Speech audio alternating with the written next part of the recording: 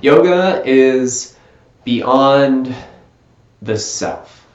The biggest question I have personally is, what is the self? There's a lot of people in the world with this question, what is the self? Where does it come from?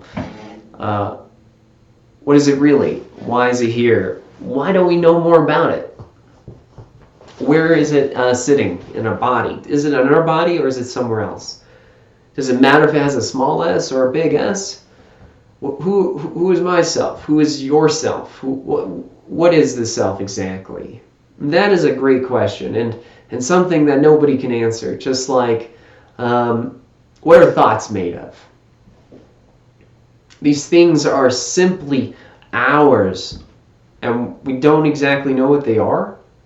But that's what makes yoga so interesting in this. Because if you start practicing on why you're practicing, you'll start to observe the self and the individual and a personality that you've been portraying. This personality will start to show either hyperextension or over-engagement or push the edge or hyperventilation in the breath. But it also can show balance, serenity, comfort, peace. The self creates all these subjective viewpoints and points of view that you get to describe to yourself. And that's what a self is meant for. It's supposed to give you a place of individuality, something separate from another. But that's where yoga is beyond the self. Because yoga has this very, very beautiful feature, and it's a feature in Ashtanga yoga, it's a feature in Raja yoga, it's a feature in yoga. So this place is known in the philosophy of yoga as Samadhi. Samadhi is a place of bliss, a place beyond concentration, meditation, beyond the senses, the breath, beyond your body, beyond all these restraints of suffering and effort. How do we get there? One of the greats, Judha Krishnamurti, would say, well, stop trying. You may get there sooner. When we stop thinking, we go into a place of feeling.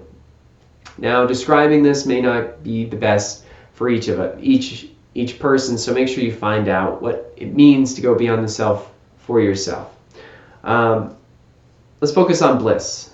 Bliss is this place where we all have felt. It's like this state of flow, of like pure ecstasy, that nothing else around you matters. Time is gone. Any kind of frustrations are gone. All of a sudden, it's like hours later. Like bliss gives you this sense of almost traveling through space and time. Bliss gives you this sense of you don't have to think anymore. Everything is good. And here's the thing about bliss, samadhi. If you look up, let's say, the definition of nirvana, you will start to see a description that says something that's without individuality, a bliss in a state of beyond individuality or without individuality, somewhere along those lines. Nirvana and samadhi are very, very similar. Bliss in its own sense does not need any extra effort. There's nothing left to do in bliss. It's at its max. It's at its place. It's where it's supposed to be. So getting there takes none effort at all. It takes actually less effort than you could imagine. If you just stop, you could be in it. If you just breathe for a moment, you can be in it. If you stop thinking of yourself, you could sit with it. Great listeners are people that you can learn from in this way to understand bliss. Because somehow, when they soak in someone else's words, they put you in a state of comfort that is like contentment, willingness to share. This is a state of bliss. Bliss in the moment of your practice, when you're in a pose or in a breath, you start to see the presence of each muscle. You start to see and recognize the presence of the thoughts and connection to the muscles. And as you think, somewhere this bubbles up and says, wow, I can breathe. And that self says, oh, look at that. It is happening. And it starts to flower outwards. When you feel this bliss, the only thing that will take you out of it is the thinking that you're in it to begin with.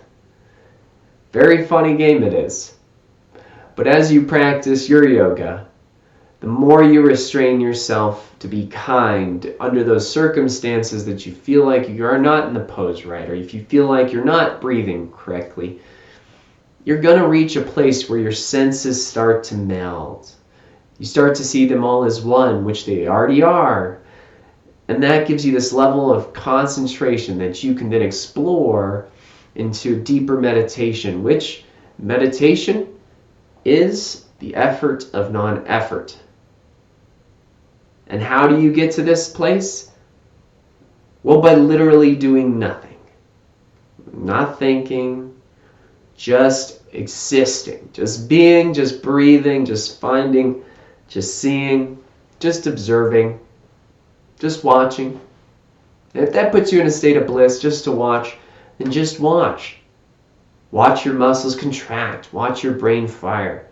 Watch the world around you. Watch the clouds disperse or the sun set. Whatever it is you watch. Notice that yourself is moving with everything else around you. And if that's the case, if you take yourself out of individuality, you create a harmony or a sense of bliss. And in that halcyon practice, we'll find our truest potential. What we always are, what we always will be, and what's really true for you is finding that on your own. So have fun with your practice. Be disciplined. Discipline will lead you to balance, and balance is another word for bliss. Namaste. Enjoy your practice.